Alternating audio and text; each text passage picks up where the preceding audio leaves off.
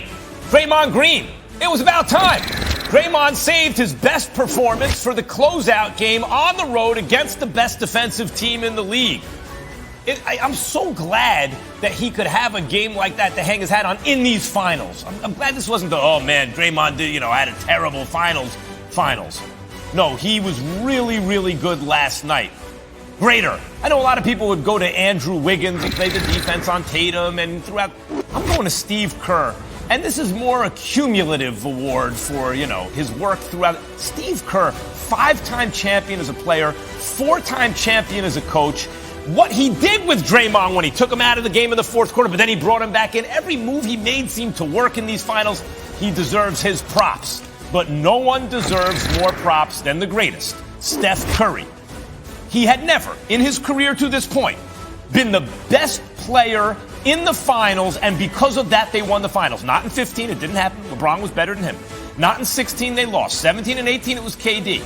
But in this 50-50 kind of finals, the Warriors won because they had the best player on the floor, and he was Steph Curry. Joined now by NBA reporter Tim Bontemps and NBA champ Richard Jefferson. RJ, you heard what I had to say. Did Steph Curry need this type of finals performance on his resume? 100%. And look, I've been in locker rooms with Tim Duncan, LeBron James, Steph Curry. I've been in the locker rooms with some of the greatest. And you hear them talk about things. They know. And for anybody that tries to act like these players don't want these things, don't believe that they need these things, we've seen Kobe Bryant sit on the podium and was like, what does this championship mean? He goes, I have one more than Shaq. That right there lets you know what these things mean to him. And when Steph Curry, from his belly, from his soul, said, what are they going to say now? What are they going to say now? It's because he knew how important this was. That emotion that you saw from him was that I believe I'm one of the greats and I have to go remove all doubt. And the last bit of doubt was, could he be the best player on a championship team? And he did it in spectacular form. I think a lot of ballers, RJ, a lot of players don't like when media guys like me frame the question that way. Oh, you're framing the narrative because they think it's like, what if there's a negative outcome? They're setting them up to fail. And it's true, sometimes there is a negative outcome, and you pointed out, well, that guy's not a top. But it's not like you're rooting for the negative outcome, Tim. What if there's a positive outcome? Right. Look what he just did. When Steph says, what do they have to say to now? Not a damn thing, Steph. You did the thing. What does this mean for his legacy, Tim? That's what it means. It means that all the doubters, all the naysayers, they don't have anything else to say, right? Everybody said he hadn't won a Finals MVP. He's won a Finals MVP. People said that they had lucky breaks in 2015. They had KD in 2017 and 18. As you said, this was a 50-50 series. I thought Boston was going to win. A lot of people thought Boston were going to win. And ultimately, Stephen Curry was the reason why Golden State won. And I thought, you see the emotion he's showing here with his dad? I was watching him in the arena last night. When he went over and cried on his dad's shoulder and you saw that emotion come out of him, that's, I think, what all that was. Steph doesn't like to necessarily show that stuff all the time, but he heard, like Richard said, all the talk about him the past few years. Everything that went through the past couple years to get back here again, that was all coming out in that moment with these guys getting back to the mountaintop and winning a fourth title. RJ, at the end of the season, I don't mean the regular season, at the end of it all, there was never a season until now where I said, Steph Curry's the best player in basketball. I think you could at least make the argument that he is now. He's right there. You can make a Giannis argument or LeBron or KD, whatever you want. But Steph, it's like when Dirk did it, when recency bias, whatever. He just did it, RJ. What does it mean? Like, where does he rank among the most influential players? I see you shaking your head no. I'm going to give you a slight correction. The year that he was the unanimous finals or the unanimous MVP, he was the best player in basketball. He was RJ. What? Stop, RJ. LeBron James was... No, hear me out. Hear me out. What I am saying is that he followed up a championship year with 73 wins, having 400 three-pointers, and no one had ever hit 300. For that season, he was the best player in basketball. Doesn't mean that you would draft him number one over LeBron James or Kevin, but in that season, he was the best player in basketball. RJ, the season includes most of the season. The important games are played in the playoffs when and LeBron was the MVP and Steph choked away game 7 in the fourth quarter. can't say he's the best after that.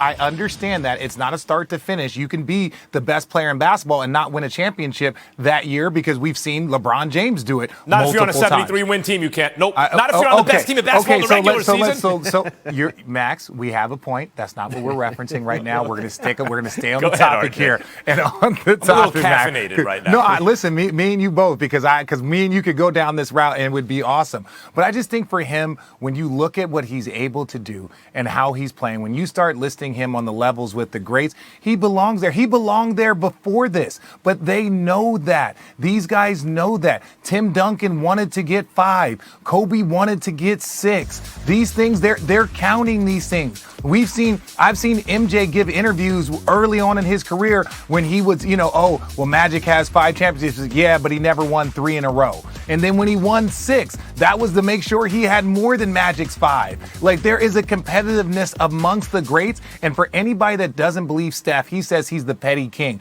because he chronicles all this information. That's why the most intense words were, what are they going to say now? Because he has removed all doubt and there is nothing left to say other than he belongs amongst the list of the greats.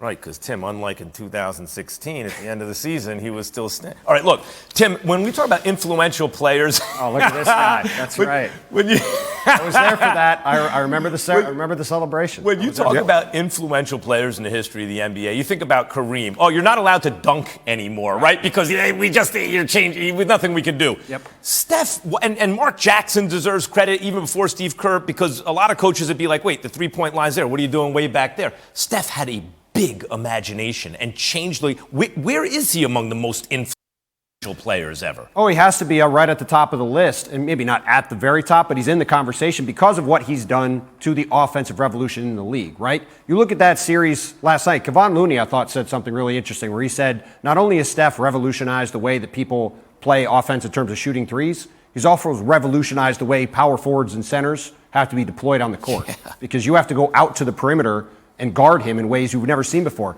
People were talking about Al Horford playing in a drop this series, like dropping back towards the basket. He was standing 3 feet past the three-point line, and people were saying he was not far enough out guarding Steph Curry. He's 25 feet from the basket, right? It's hard to explain to young people if they see like Patrick Ewing how great he was, because now they have to think of a center as a guy who can guard out in space. That's right. And that is all because of the shooting that Steph Curry brought into the league and everybody else has tried to follow along with.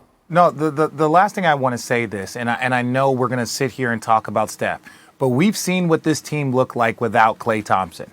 It was Steph and Klay helped change the game. And why I will say this, obviously Steph with his range, but Klay makes that thing a winner. When you put that glue together, the Splash Brothers, I think collectively Klay needs to get some more attention as far as how they change the game. Because it's impossible to blitz Steph. Because when you have Klay, and we've seen it, 2 years without Klay, and the minute Klay comes back, Klay has been in 6 straight finals because what he allows Steph to do, having that other great shooter right now,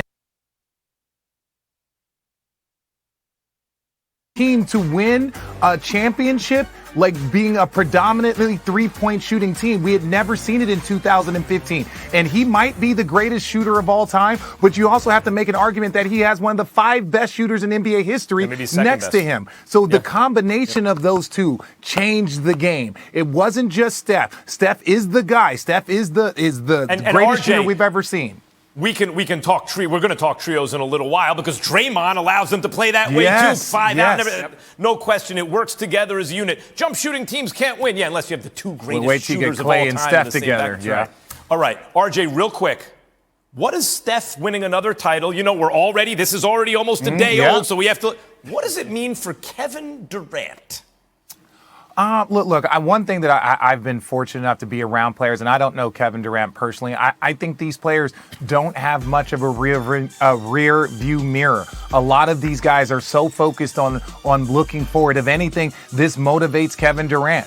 right? It's the same way when Shaq won his championship in Miami, and he's up there rapping, talking about, oh, Kobe couldn't do it without me. Kobe couldn't do it without me, right? So he's just looking at this. In my opinion, Kevin Durant is saying, hey, look, this is going to motivate me. As long as Kevin Durant wins one more championship, because in my opinion, the Cleveland championship for Bron was the most important. This championship for Steph was the most important. And then Kevin Durant's next championship will be the most important one to his career. Yeah, but I believe he will get it done. Kobe didn't need to win without Shaq for his legacy. Yes, he did. Well, no, he would have had a great legacy. No, he would have had a great one legacy if he never wins without Shaq, but he wouldn't be Kobe Bryant if he never, not the one that we think of now if he never wins without Shaq. Now, Steph just went and did it. Now KD's got to do it, right? All right. After his win last night, does Steph crack the top 10 list of the greatest players of all time? Here's mine.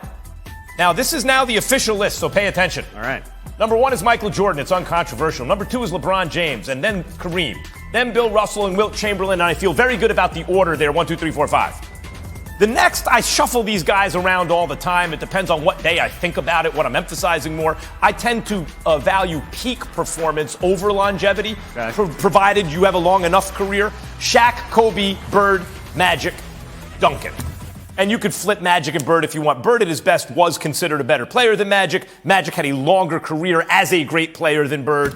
RJ, why are you confused? Why am I confused? I'm confused because, one, Tim Duncan, who is widely considered the greatest power forward of all time. You know, this guy, and I know you want to say longevity, but he had 15 All-NBA teams and 15 All-Defensive teams, won 5 championships and 3 NBA Finals MVPs, and has back-to-back Finals MVPs. I think he should be a little bit higher on that list, in my opinion. And then Magic Johnson Duncan doesn't have back-to-back Finals MVPs. Or no, back-to-back MVP. Excuse me. Yeah. It's a back-to-back MVPs. And so when I look at what Tim Duncan has done and really just his legacy, he should be higher. And then Magic Johnson, in my opinion, should be a little bit higher on that list, given everything that he has accomplished in this league. When you talk about the 3 Finals MVPs, the 5 championships for Magic, obviously his performance early on in his career. Now, again, everyone has their own list. That's just mine. There's your list. That is perfectly acceptable. But I think Tim Duncan should be above Kobe and should be above Shaq.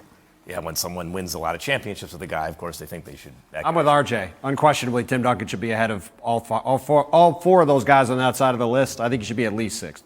But at Tim Duncan was never really considered. There was no consensus ever that he was the best player in the league. Go back and look at the 2000 when this man had 20, 10, and 8 versus us in a game 6. For a moment, maybe, but generally he was the the top rookie 3 of the year. Tim Duncan, Steph. Tim Duncan was unquestionably better than Kobe Bryant. He should be ahead of Kobe Bryant. I strongly disagree. Kobe Bryant played in Los They both Angeles. won 5 championships. Tim Duncan played in San Antonio. That's why it's seen that way. But actually, Tim Duncan had a more stable situation with a more consistency around him, et cetera. Look, like Tim Duncan, you guys think that he was clearly the best player in the world. I think he was top 3 for many, many years. Steph also has never, to me, been clearly the best player in the world. I have him at 12, guys, in spite of now the 4 championships. That's why he's at 12, like he has 4. I have KD ahead of him, and I'll tell you why. I have KD at 11, Steph at 12. Because to me, guys, provided you've been around long enough and done it for a while, I care more about the heights you hit. KD and Steph played on the same team. No one in the world said, I wonder if Steph is better than KD. KD was clearly better, so that's it. For me, that's a wrap. KD's better than Steph. So he's at 11, Steph's at 12. Right or wrong, RJ? I can't say this. I say that as an individual talent, yes, Kevin Durant is probably the most unguardable human being that's probably been created.